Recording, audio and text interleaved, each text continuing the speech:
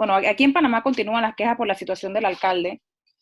Ahora la Gobernación de Panamá ha abierto una investigación sobre lo ocurrido, aunque hay una serie de preguntas que quedan un poco en el aire. Definitivamente que las funciones de la gobernación le permiten en este caso, a la gobernadora Judy Meana, de que suspenda al alcalde por 30 días, aunque surgen diferentes preguntas o sea, hay ciertos conflictos de interés, porque el hecho de que ella, en teoría, es subordinada de él, o sea, originalmente, antes de ser nombrada gobernadora, ¿quién quedaría a cargo? Ella fue electa vicealcaldesa. Vicealcaldesa, así que ella es técnicamente una Subalterna. subordinada de él. Pero al mismo tiempo, al ser nombrada por presidente, quedó un puesto en la gobernación por encima de él, en ese sentido, con la capacidad de suspenderlo por hasta 30 días. Definitivamente se trata de una falta seria. Coronado está en la provincia de Panamá Oeste, así que definitivamente estaba violando la cuarentena de fin de semana, que había una cuarentena total, entre comillas. Aparte de eso, estaba sin mascarilla. El hecho de que cruzó el cerco sanitario, por lo menos el de la PESA, creo que hay creo que hay un segundo que también tiene que haber cruzado. Quedan preguntas sobre si fue un vehículo oficial o si fue un vehículo personal. Si fue un vehículo personal, ¿quién le dio el salvoconducto? O sea, ¿bajo qué circunstancias logró cruzar él o los cercos? Ya se ha presentado una denuncia penal contra el alcalde, aparte de cualquier otro proceso que haya actualmente. Así que, pero definitivamente fue una falta mayor. Y si al final del día, por temas legales, si al final del día él por alguna razón no, o sea, no existe una pena mayor, o sea, definitivamente que por lo menos fue una falta ética de enormes proporciones, porque al final, ¿con qué moral, como diría la gente, con qué moral puede él imponer leyes que él no sigue? El problema, Gabriela, en la parte moral, me gusta la parte moral, miren. No, o sea, lo digo, o sea, yo me gusta más hablar de ética, pero, Sí, pero con sí, pero la frase que dice el Gabriela, panameño de con qué moral, o sea, totalmente se desautorizó a sí mismo totalmente. Yo no sé con qué cara, por decirlo también, una palabra menos complicada, la alcaldía puede tratar de imponer cualquier tipo de medida con él a cargo en este momento. Sí, eso le quita autoridad al señor alcalde. Yo creo que la otra es, mucha gente está criticando la asimetría que hay entre las multas que se le han aplicado, se pretende aplicar al alcalde en su debido momento versus las cuales se le han impuesto a muchos panameños y panameñas por el hecho de pasear un perro y este tipo de cosas, como que no hay en eso un terreno llano, plano, y eso hay que tomarlo muy en consideración, porque el hecho de ser alcalde o el hecho de ser funcionario no exime, no es un eximente, y lo que es peor, en otros países, donde se ha visto ministros, primeros ministros, que han renunciado por haber cometido este mismo tipo de influencia. Aquí no estamos diciéndole que renuncie, pero por lo menos que se le aplique una medida mucho más sancionadora al alcalde, y él debe aceptarlo y ojalá que así lo vea. La otra noticia que es importante es que, bueno, el gobierno va a desembolsar la segunda partida del 13º mes. Estamos hablando de unos 52 millones de dólares en el sector público y lo van a hacer el día 7 de agosto. Esa noticia me parece importante, ¿no? Bueno, al mismo tiempo queda pendiente, y ya llegó nuestro invitado, así que queda perfecto. Queda pendiente con la ley de protección del empleo, la que fue llamada así, creo que es la 157, fue sancionada ayer, y queda pendiente determinar cuál va a ser el monto de 13º mes que el gobierno va a aportar para las personas que hayan sido suspendidas de sus trabajos.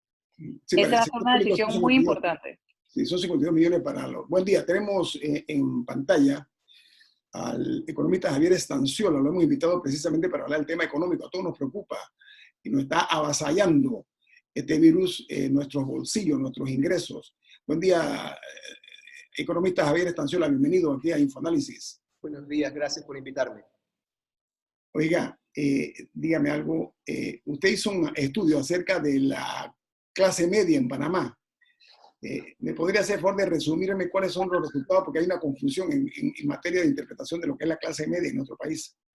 Gracias por la pregunta. Sí, este es uno de estos estudios que me causan muchas polémicas en redes sociales, porque simplemente lo que estamos haciendo es que estamos viendo encuestas desde el CIEPS, el Centro Internacional de Estudios Políticos y Sociales, estamos analizando las encuestas más grandes de Panamá en términos de los ingresos de los hogares, ¿verdad? Hay una encuesta de 11.000 hogares que simplemente sitúa líneas, los ingresos más bajos hasta los más altos, ¿verdad? Los que están en la mitad, los hogares que están en la mitad, en esa clase media, no ganan entre 674 y $1.600. Entonces, esto quiere Por decir, hogar. por hogar, ¿verdad? Esto quiere decir, ¿verdad? No es que yo no soy parte de la clase media, entonces, yo soy parte de la clase alta. Y yo con eso no quiere decir que yo estoy bien y que soy rico ni nada parecido. Esta clasificación de la clase media nos dice que en Panamá hay una pobreza inmensa y que no visibilizamos. También en el CIEPS hemos hecho estudios donde vemos qué pasa con los hogares, luego de recibir apoyos de amigos, apoyos de fundaciones, del gobierno, los 120-65, todo eso. Después de recibir eso, 30% de los hogares no ganan más de $500 al mes y 20% ni siquiera puede cubrir la canasta básica. Estamos hablando de una pobreza inmensa, ¿verdad? Entonces, sí, lo de la clase media es muy controversial. La gente me dice que estoy loco por la prensa, por la red. Me dice, ¿cómo es posible si yo por gano $3.000 soy rico? Eso es lo que queremos decir. Queremos decir que en el contexto de Panamá tenemos que darnos cuenta de que el tema de la pobreza es algo extremo. Y si estamos hablando entonces de que esta pandemia va a incrementar el número de pobres, va a sacar, como ha dicho la CEPAL, a un número muy alto de la gente de la clase media, regresar a la clase baja, entonces tenemos que pensar exactamente eso como prioridad número A1 para poder realmente enfrentar lo que está por venir. A mí algo que me pareció muy interesante de tu estudio, Javier, es que no todo es ingreso. O sea, que tú comentabas que para clasificar a las personas no se puede hacer nada más por el número bruto de ingreso, que es una cuestión, y corrígeme, de capacidades y de acceso. O sea, que de nada sirve, por ejemplo, ganar $1.000 si tienes que gastar una enorme cantidad porque estás lejísimos de todo, o si no tienes electricidad, o si no tienes escuela cerca. O sea, para hablar un poquito del contexto panameño, antes de hablar entonces de más o menos cómo se está en ese contexto atacando las dificultades económicas. En términos de comunicación en redes sociales, de comunicación pues, corta, nos enfocamos en los ingresos, que es lo que como economistas pues como que maneja un poco mejor. Pero la teoría de desarrollo económico, la que se maneja a nivel mundial, es acerca de las capacidades. Y voy a usar la palabra, así con mucho cuidado, las libertades que el ser humano tiene para poder funcionar, ¿verdad? Y de eso estamos hablando de las mujeres, que en Panamá todavía las encuestas nos dicen que las mujeres que se quedan en la casa, que quieren trabajar, pero no pueden trabajar porque la sociedad les dice que tienen que quedarse cuidando a los niños y a las personas mayores. O sea, las tradiciones, las culturas que nos dicen las mujeres fuera del mercado laboral, las mujeres que quieren trabajar en el mercado no pueden laborar. Esas capacidades son importantes. El funcionamiento en términos de la capacidad de poder recibir agua potable, de poder ir a un centro de salud. Hace poco estaba escuchando a diferentes representantes de comunidades indígenas que nos decían, por supuesto que valoramos y quiero que valoren nuestra medicina tradicional, pero también les estamos pidiendo centros de salud desde hace cuánto y no nos los dan. Necesitamos centros de salud, sobre todo ahora, en este momento, por la medicina occidental la reconocen y la valoran. Y no se está haciendo. O sea, ese funcionamiento básico de poder ir a un centro de salud también es importante. Entonces, sí, definitivamente es una cosa mucho más compleja, ¿verdad? Pero sí nos estábamos enfocando en términos de comunicación para que nos ubiquemos de la burbuja en la que estamos viviendo, de verdad, de pensar, por ejemplo, y eso tiene implicaciones políticas. Al principio de la pandemia, aquí pensábamos que el 100% de los niños iban a escuelas privadas, pero no es así. Nada más menos del 20% de los niños van a escuelas privadas. El 80% va a escuelas públicas. Pero todo lo que se hablaba es qué va a pasar con las escuelas privadas. O sea, eso se vuelve, porque todos creemos que somos clase de la clase media, pero somos de hecho de la clase alta. Ir a escuela privada es un gran privilegio en este país. Y yo fui a la escuela privada, yo quiero que mi hijo vaya a la escuela privada. No estoy hablando mal de eso para nada, pero en términos de política pública, en términos de prioridades, ¿por qué estamos priorizando eso, verdad? Cuando realmente es el 80% que está en esas escuelas públicas. Igual en términos de agua, en términos de gas, todo de eso. Internet. Bueno, ahora estamos viendo, por ejemplo, una persona puede tener un hogar de $1.500 pero si no tiene un acceso fijo a internet por temas de infraestructura, o si no tiene 3 tablets para sus 3 hijos, o sea, eso te corta el acceso a la educación en estos momentos, aunque en teoría tengas un buen salario. Casualmente, esta tarde el CIEPS va a tener un webinar acerca de este tema y no tengo las cifras correctas ahora mismo en la mente, pero no solamente el internet, porque acuérdate que ahora con el telefonito tú puedes tener data, pero eso no hace la tarea, o eso no puedes estudiar. Hay un problema de acceso a computadoras, ¿verdad? Para que tú puedas realmente sentarte a investigar, a escribir tu paper. Estamos hablando de que menos del 40% de los hogares en los últimos 6 meses tuvo acceso a una computadora. Entonces, vamos a ampliar de eso, señor Tanciola. ¿Perdón? Vamos a ampliar de eso después del corte comercial, por favor. Me parece muy interesante para todos nutrirnos de ese conocimiento, pero sobre todo tener esa visión. Tiene más aquí en Info Análisis, un programa para la gente inteligente.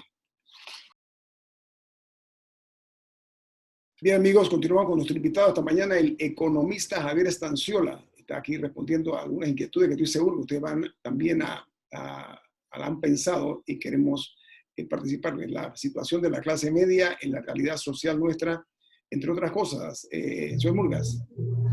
Bueno, ¿qué cantidad de personas encuestaron ustedes? Para clarificar, estamos hablando de la encuesta del INEC, ¿verdad? Es la encuesta de propósitos múltiples. Eso encuesta a más de 11.000 hogares. Estamos hablando casi de 50.000 personas que son encuestadas.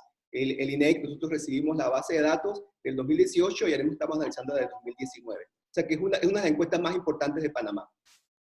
Y se hace persona a persona. Se va de hogar a hogar, correcto. Vamos a entrar en la materia, Camila.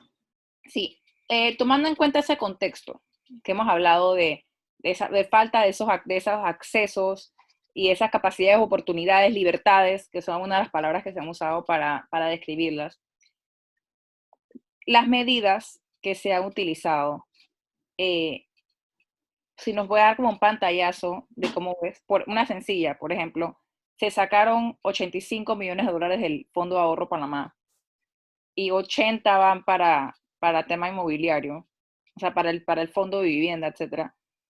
5% van para salud, todo el dinero que se ha pedido prestado. O sea, ¿cómo ves un poco la respuesta del gobierno en diferentes aspectos, tomando en cuenta el contexto del que hemos hablado hoy? Sí, gracias por la pregunta, así un poco general, porque parte del reto como economista es no tener fuentes para leer un plan estratégico económico con objetivos y con instrumentos, no lo tenemos. Yo me informo por lo que escuché de por ahí y por los periódicos y por lo que nos dice TVN, por lo que nos dicen ustedes. Eso es altamente problemático para una democracia, para una economía. Entonces, dado ese contexto, pues el gobierno ha hecho muy bien en proteger el sistema financiero. Lo ha blindado de una manera espectacular y como resultado el sistema financiero está reportando liquidez positiva. Y recordemos que eso significa que tienen dinero disponible que no están utilizando, ¿verdad? Eso es una cosa que hay que tener en cuenta.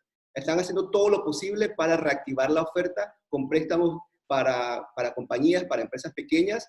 Yo pensaba que iban a ser más blandos los préstamos, pero estamos hablando de 6, 9%, eso me parece bastante alto, pero bueno, es lo que se está haciendo, ¿verdad?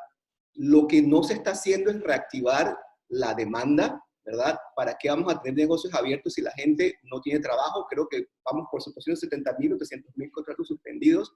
No estamos haciendo mucho para reactivar esa demanda. Sí, no tenemos que pagar ciertas cuentas, pero si no tenemos la plata, ¿cómo vamos a...? Por ahora, no hay que pagar ciertas cuentas por ahora. Por ahora, correcto.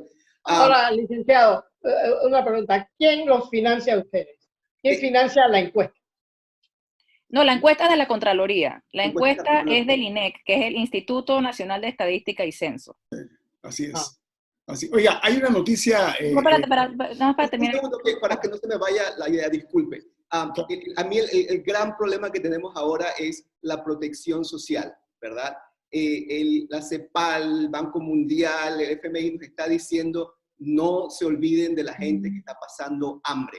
Entonces me preocupa que el mensaje es que no tenemos plata, pero tenemos un fondo de ahorros de Panamá que desde que comenzó la pandemia ahora teníamos 1.300 millones, ahora tenemos 1.400 millones. Y se ha decidido, el gobierno ha decidido ahora mismo, no lo vamos a usar que no lo necesitamos, pero sabemos que hay gente pasando hambre. Por lo menos esos 200.000 hogares que estábamos mencionando en esa encuesta, esas personas están pasando hambre. Si seguimos las recomendaciones del CEPAL, que nos dice que le demos $143, que me parece que es muy poco, yo diría... Una renta básica. Una renta básica. Yo digo, vamos a subir 300 a esos 200.000 personas por 6 meses, todavía estamos hablando de 360 millones. Todavía quedaría plata allí en ese fondo de ahorro de Panamá. O sea, no es que, o sea, creo que como economistas siempre hablamos de prudencia y que hay que ahorrar para las épocas de las vacas flacas. Estas son las épocas de vacas flacas y hay que invertir en la gente pobre. Ahora, hay un gran debate sobre si dar dinero o comida. ¿Qué detectó la encuesta? ¿La gente está contenta con la comida o prefiere dinero? Ok, en la encuesta que estamos hablando, yo no la hice, fue el INEC y se hizo en el 2018-2019 y no es sobre la pandemia. Pero sí, la UNICEF de Panamá hace poco sacó una encuesta de que nos habla de que la mitad de las personas está comiendo menos y que de la gente pobre el 89% está recibiendo menos ingresos. A mí me parece, hablando en temas nuevamente de capacidades y temas de libertad, al ciudadano se le da dinero para que el ciudadano decida qué va a hacer con ese dinero. Se necesita pagar sus cuentas de farmacia, se necesita irse a pasear, que lo haga, ¿verdad? De una manera responsable. Creo que o pagarle al vecino, responsabilidad a los ciudadanos, en vez de darle un bono alimenticio. Es darle ese dinero para que pueda consumir y reactivar realmente la economía, pero realmente estamos hablando de temas ya más básicos de protección social. La gente tiene hambre. A ver, una de las recomendaciones que se ha hecho, nosotros hemos hecho aquí en este programa Economista Estanciola, es que los $80 iniciales más los $100, si bien es cierto que 100 es mejor que 0 o mejor que nada, no hay pocos que señalan que el ejemplo de El Salvador, un país muchísimo más pobre que nosotros, le dio $300 a las personas. ¿Cuál es su opinión acerca de esa recomendación y de ese posible incremento en la ayuda? Porque realmente en Panamá es muy difícil que una persona pueda sobrevivir con $100 mensuales.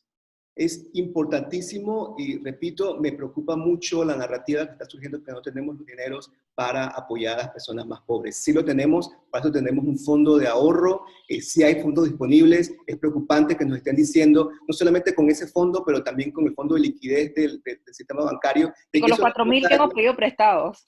4.000 millones que hemos pedido prestados. Eso diría yo que, bueno, por eso están apoyando el sistema financiero, están apoyando a las empresas, perfecto, ¿verdad? Pero sí hay dinero para apoyar a la gente que más lo necesita. Y ahora, vamos a suponer que que queramos jugar, porque es lo que están haciendo, con el fondo y vamos a invertir, vamos a pedir préstamos. ¿Quién se beneficia de eso al final? Se beneficia el sistema financiero internacional. O sea, aquí tengo un contrapunto que creo que vale la pena escucharlo. Esto viene de Domingo Latorraca, que él es casualmente pues colega suyo.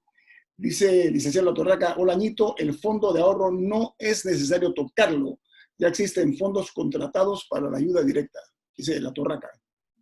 Perfecto, como decía, no tengo esa lista de todos los fondos, entonces que se dirijan a la gente más pobre. Ya se ha hecho todo lo que se necesita para el sistema financiero, ya se están haciendo cosas para las empresas. ¿Dónde están los fondos para la gente pobre, la gente que está pasando hambre? Y eso es lo que iba a decir. O sea, digamos que el Fondo de Ahorro de Panamá no se toque, por alguna razón financiera, ideológica, lo que sea. Entonces, vamos a tener que incrementar la deuda y tener una manera no solamente de pedir deuda, pero una deuda que venga con un plan consensuado, un plan que sea participativo, porque ahora mismo no lo hemos tenido. Vamos a subir impuestos. Perfecto, toca subir impuestos porque esto es la época de las vacas flacas, pero ¿quién exactamente va a pagar esos impuestos y para qué? O sea, no se puede simplemente, como están haciendo hasta ahora, vamos a incrementar la deuda sin saber exactamente cómo, cuándo, dónde, y hacerlo de una manera formal, no solamente un anuncio el 1 de julio. Hay que publicar los planes con objetivos, con instrumentos. Son cosas básicas. Esto no lo debería estar haciendo yo, ¿verdad? Yo tengo un doctorado de economía para estar diciendo, tenemos que publicar los objetivos y los instrumentos del plan. Esas son cosas totalmente básicas de manejo. Esa de la clase de economía financiera de 4º año de secundaria. Tener un plan y tenerlo por escrito. Pero algo importante también que pasó, que va a afectar, que va a tener un impacto en mucha gente, es la ley de protección del empleo. O sea, ya vemos un poco cuáles son más o menos las medidas que se están tomando en ese sentido. Y a mí me ha llamado la atención y no conseguí una respuesta todavía de que en Panamá no existe un fondo de desempleo. Y sea, en Panamá se ha tratado alguna vez, no sé, pero ¿cómo ve las medidas en ese sentido que se han hecho con el tema del empleo? Aquí volvemos a un tema que es un tema complicado. Yo personalmente tengo muchos familiares que son dueños de empresas pequeñas y sé qué difícil le están pasando y sé que en muchas maneras necesitan algún tipo de protección, sobre todo en los pagos a sus empleados. Eso lo entiendo. El problema es que solamente nos hemos dedicado a la protección de esos dueños de negocios, pero no a los trabajadores. No, por ejemplo, como dices tú, bueno, tenemos que pensar y repensar en un seguro de cesantía, en un seguro de desempleo, en un contexto donde tenemos gran informalidad, ¿verdad? Entonces, sí, eso de seguro de cesantía de repente es algo que hay que modificar en Panamá porque hay un alto nivel de informalidad, pero hay que hablar de cómo se va a proteger al trabajador. Estamos hablando nuevamente de traer empresas extranjeras de manufactura en Panamá, perfecto, ¿verdad? Y se está hablando un poco de que no, que ellos tienen que capacitar a los panameños, que tienen que trabajar con universidades. Perfecto. ¿Cómo le vamos a dar seguimiento? Sean transparentes acerca de eso, porque es importantísimo. Sí, la inversión extranjera va a ser importante, pero no podemos seguir con ese modelo de traer multinacionales a Panamá que solo se benefician entre ellos mismos, ¿verdad? De que es importantísimo también comenzar ya a hablar de una nueva manera de hacer economía. En Panamá Y todavía política estamos... fiscal, el tema fiscal yo no he visto que haya salido en el debate, pero va a Sí, ser importantísimo. correcto, pero yo creo que antes que eso hay que hablar de qué es esta economía. La economía desde el 79, diría yo, hemos estado, y por muy buenas razones, enfocados en desarrollar ese canal, ¿verdad? Y me parece genial, hemos hecho un trabajo genial y estamos súper orgullosos de eso, pero ya hay retornos decrecientes de ese pedacito de tierra. Hemos estado metiendo mucho, todo muy bien. Falta todo el resto del país que desde el 79 los planes estratégicos, antes sí se hacían esos planes estratégicos, hablaban de que había que colonizar esas provincias, hay que desarrollarlas con conocimiento, con investigación, con desarrollo, con integración regional, que es importante, que fue, de nuevo, al principio de la pandemia, una de las primeras cosas que hizo el gobierno fue irse al SICA, y estaban hablando de colaboración, estaban recibiendo fondos del SICA, y digo, esto es una buena señal de que estamos tomando en serio eso de la integración económica. Esas cosas hay que hablarlas, repensar un poco qué es lo que podemos hacer para descentralizar un poco la economía. Bueno, Álvaro Uribe hablaba de un tema similar, de que había que desarrollar los focos del interior, como Santiago, Peronomé, etcétera, y conectar, o sea, él hablaba mucho de conexión en el país, porque actualmente hay como focos, él lo llama incluso algunos guetos dentro de la ciudad, o sea, gente que la alejan de la ciudad y la sacan, como en Altos de los Lagos, por ejemplo, Uribe, sí. y quedan desconectados de esas capacidades y esos accesos, aunque estén en Colón, no están en Colón. Oiga, Y gracias. tengo 2 minutos porque tengo un cambio. Hoy leí una nota que dice que la CEPAL está advirtiendo que el Producto Interno Bruto per cápita va a tener un retroceso de 10 años y que los niveles de pobreza 14 años. ¿Me puede resumir el impacto de eso para Panamá? Está hablando de la región. Sí, ellos están hablando de que vamos a regresar y vamos a tener una década Hace perdida. 10 años atrás. Sí, de una década perdida. Están hablando de niveles de que va a caer la economía en un 6%, de que en Latinoamérica 30 millones de personas van a entrar a la pobreza. Eso es que 7 veces más el tamaño de Panamá. Entonces, es preocupante. La CEPAL y todos estos organismos al principio estaban hablando como que, no, que hay que repensar la economía, pero todos han comenzado a un poco alarmarnos y decirnos, ahora mismo hay un gran problema de pobreza y por posible conflicto social, hagan algo al respecto. Creo que nos están como que advirtiendo y como que por favor no nos quedemos pensando de que no tenemos plata para estos temas, es importante invertir en esto. Plata hay. ¿Qué es lo propio en ese caso, economista Stanciola? Un minuto. Importantísimo, creo que regreso y estoy en desacuerdo con el colega de Roca, tenemos ese fondo de ahorro de Panamá, las épocas flacas es ahora, lo teníamos para las épocas flacas, esta es la época flaca, este es el momento de invertir en la gente que más lo necesita. O sea, en pocas palabras, es el momento de romper la alcancía. Gracias, me encanta eso, eso es. La alcancía estaba hecha para estos momentos. Exactamente. Estamos en la época de las vacas famélicas, usted sabe, ¿no? Le llaman flacas, yo le llamo famélicas para dignificar un poco esas vacas. Tenemos que tener cuidado y tener muy claro cómo y cuándo debemos gastar e invertir el dinero de nosotros los contribuyentes, que esa es la labor del Estado. Oiga, economista Stanciola, gracias por su participación aquí en Info. No, gracias a usted. Muy amable, buen día. Vamos al corte comercial. Esto es Info Análisis, un programa para la gente inteligente. Una de los efectos colaterales que tiene cualquier crisis, pero en particular esta pandemia inédita en la historia de la humanidad, es la condición mental de cada uno de nosotros, cómo nos afecta esta situación, producto de que estamos confinados en nuestros hogares, ha roto totalmente nuestros esquemas de vida, nuestra disciplina, nuestros hábitos, todo eso. Y hay muchas veces que la gente no se percata de cómo están siendo afectadas, lamentablemente, para efectos de lo que es su salud mental y el impacto que tiene también las redes sociales. Para ese propósito, nosotros hemos tenido aquí a la doctora Vali Maduro, hemos tenido también la participación de Flor Mirachi, que participan de una actividad que está muy dedicada a buscarle respuestas, sobre todo, y a dar recomendaciones acerca de esta situación. Y hoy nos acompaña esta mañana y me da muchísimo gusto presentarla a la señorita María Daniela Pérez. María Daniela es la directora de la Fundación Relaciones Sanas y se está anunciando, señorita Daniela Pérez, María Daniela, se está anunciando una actividad sobre la salud mental en las redes sociales, casualmente, por parte de ustedes, mañana a las 8 de la noche, sobre Rompamos el Silencio, se llama El rol de los medios de comunicación, entre otras cosas, rompiendo el estigma de la salud mental y el poder de la empatía. Son tres temas. Bienvenida y háblenos del evento de mañana, por favor. Bienvenida aquí a Infoanálisis. Hola, buenos días. Muchísimas gracias por abrirnos el espacito. Antes de hablar del evento, quería comentarles un poquito que los últimos reportes arrojados por el Ministerio Público han anunciado que desde el 17 de marzo muere una persona cada 2 días a causa de un suicidio, solo en Panamá. O sea, realmente estamos hablando... De los que ¿Perdón? se sepan, de los que se sepan. Exacto, de los que están registrados, porque normalmente hay un subregistro por millones de razones, ¿no? Entonces, realmente nosotros fomentamos, o la sociedad a lo largo de nuestra vida hemos aprendido muchos estigmas y muchas creencias erróneas que evitan que las personas busquen ayuda. El 50% de las enfermedades mentales se desarrollan en la adolescencia y muchas veces no es diagnosticado.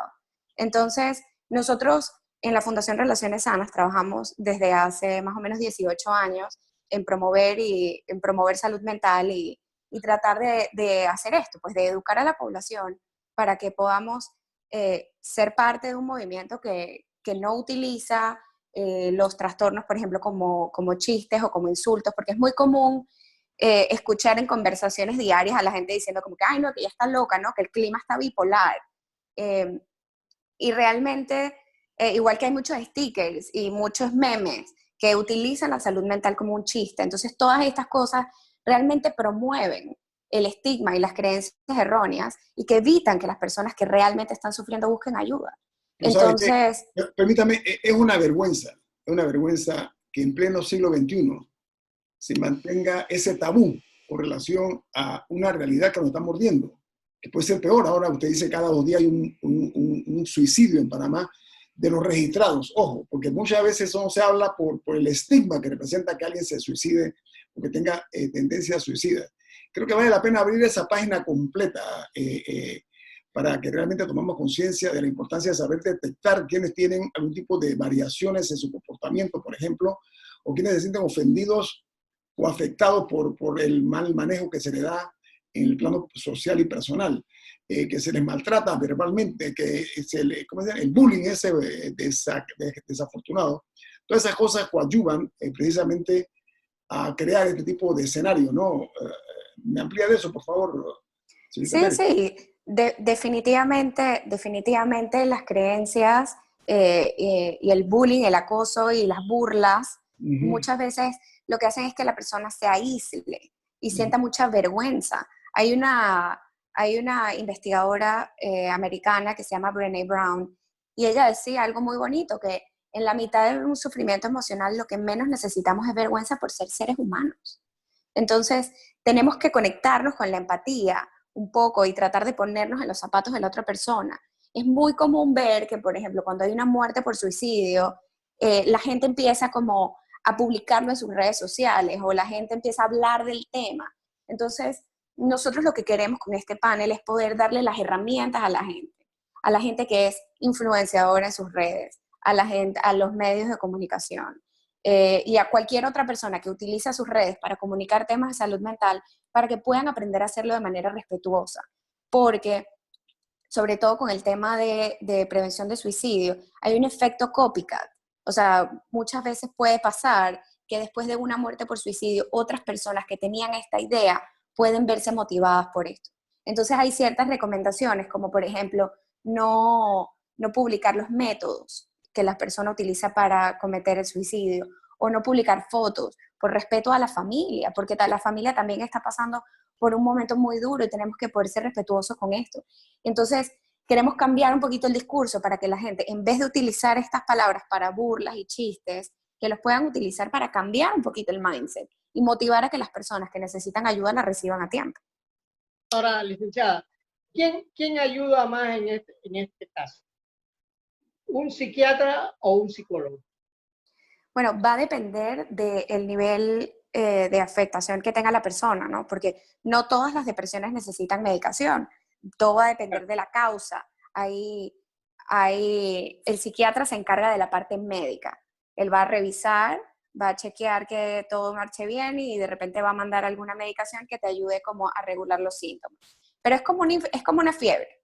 Tú puedes atender la fiebre, pero si no atacas la infección con un antibiótico, puede ser que te vuelva a dar fiebre a los 2 días. Entonces, si hay un tema emocional, si hay un tema, por ejemplo, familiar que la persona viene arrastrando por muchos años, si hay un tema de algún trauma, todo esto necesita ser elaborado. No sirve nada más tener una medicación porque hay que elaborar también la parte emocional. Ahora, licenciado, una pregunta. las clases altas tienen acceso a los psicólogos. Las clases populares no tienen acceso a los psicólogos. Digamos, en un hogar pobre no es normal recomendar o ir al psicólogo. ¿Qué debemos hacer en este caso? Bueno, me encanta el comentario. Yo quiero aprovechar este espacio también para dejarles saber qué iniciativas se han creado, sobre todo durante esta pandemia, para las personas que no tienen acceso. Hay una línea que se llama Te Escucho Panamá. El número de teléfono es el 831-7600. Es totalmente gratis. Bueno, cuesta lo que cuesta una llamada. La persona puede llamar y hablar con un voluntario solidario o con un psicólogo que lo va a escuchar y lo va a guiar un poquito de qué es lo que puede o debe hacer en ese momento. Permítame, 831-7600. Exactamente. La línea se llama Te Escucho Panamá. Okay. También está la línea del 169, que es la línea de apoyo emocional nacional, que cualquier persona puede llamar.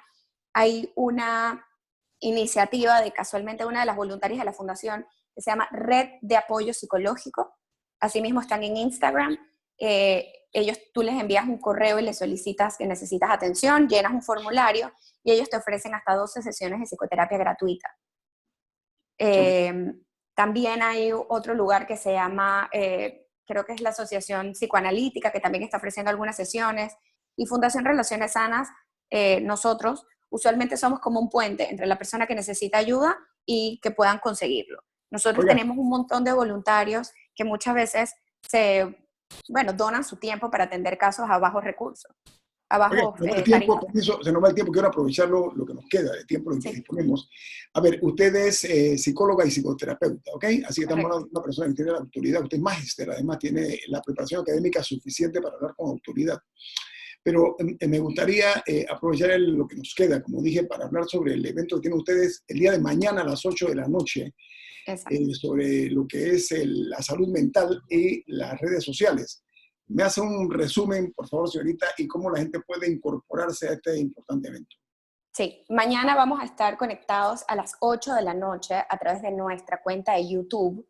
Ustedes se conectan en Fundación Relaciones Sanas, lo buscan, inmediatamente les va a aparecer ahí el YouTube Live. Vamos a estar hablando, Flor Misrachi va a estar hablando sobre el rol de los medios de comunicación. Yo voy a estar hablando un poquito sobre cómo romper el estigma de las enfermedades de salud mental, y la licenciada Mariana Plata va a estar hablando del poder de la empatía.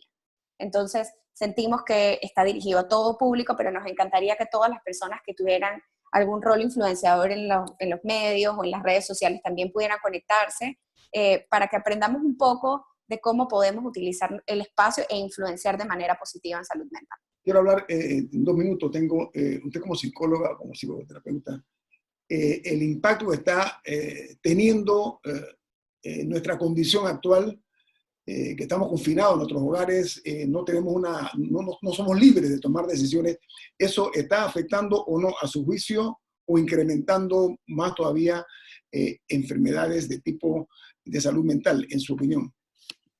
Sí, definitivamente creo que sobre todo ansiedad ha estado súper Angustia, angustia también. Sí, sí, sí, los trastornos de ansiedad, la angustia, el nerviosismo, por estar encerrado, por sentir que no tenemos el control, la incertidumbre de no saber qué es lo que va a pasar. Muchos cuadros depresivos se han agravado también, y ideaciones suicidas, porque también no todo el mundo tiene la misma casa ni la misma familia. Entonces, no estás confinado solo, estás confinado con una familia con la que de repente pudieras haber tenido problemas o tienes problemas o puede haber violencia doméstica. Entonces, es como estamos todos confinados, entonces hay que buscar una manera de sanar un poquito ese espacio mental también. Tengo un minuto. Tengo entendido que se han aumentado los casos de violencia intrafamiliar. ¿Tiene información usted al respecto? Nosotros no manejamos tanto. Tengo entendido, ¿no? Tengo entendido también, no te podría decir un número específico, nosotros en Fundación no trabajamos con el tema de violencia doméstica, pero tendría mucho sentido porque por el tema del confinamiento la gente está súper ansiosa, tienen menos acceso a las distracciones que antes tenían, y están encerrados en casa, por ende puede ser que muchas cosas estén disparando estas agresiones, ¿no? Y crean el lugar, yo el fin de semana escuché unas declaraciones de la doctora Itzel Saavedra que me gustaron mucho, que ella habla de que tenemos que aceptar que estamos afectados, o sea, que nadie tiene por qué decir que no, todo está bien, o sea, que hay que cuidarnos como de un poco de ese positivismo extremo, por llamarlo así. Esas palabras son mías, no de ella. Pero, o sea, que es importante reconocerse a sí mismo y con las personas que uno tiene cerca, que uno está triste, porque ahorita hay muchísimas razones para estar triste, para estar enojado, y que a veces cuando no aceptamos esos sentimientos de tristeza, por ejemplo, se vuelven una agresión. Y me gustó mucho esas declaraciones de la doctora. Quería comentarlo aquí para como cierre. Bien, nosotros apreciamos, lástima que se nos fue el tiempo. Mañana a las 8 de la noche por YouTube, ¿no? Sí. Va a ser este evento de salud mental y las redes sociales. Va a tener la participación de nuestra invitada esta mañana, que es la psicóloga y psicoterapeuta María Daniela, perdónenme, Pérez. Ella va a hablar sobre rompiendo el estigma de salud mental. También va a participar la psicóloga y psicoterapeuta Mariana Plata sobre el tema del poder de la empatía, importante la empatía. Y nuestra colega Formi Rachi va a estar hablando sobre el rol de nosotros los medios de comunicación, en el tema de salud mental y las redes sociales. Muchas gracias por darnos tiempo esta mañana y compartir con nosotros sus conocimientos. Y mucho éxito en el evento de mañana, 8 de la noche, YouTube, Salud Mental más redes sociales. La Fundación Relaciones Sanas, YouTube de la Fundación Relaciones Sanas. Exacto. Muchísimas gracias. Bye. Gracias, que tenga buen día. Igual. El equipo de análisis. Camila Dames. Rubén Darío Murgas. Y Guillermo Antonio Dames, que tenga un excelente día. Hasta mañana.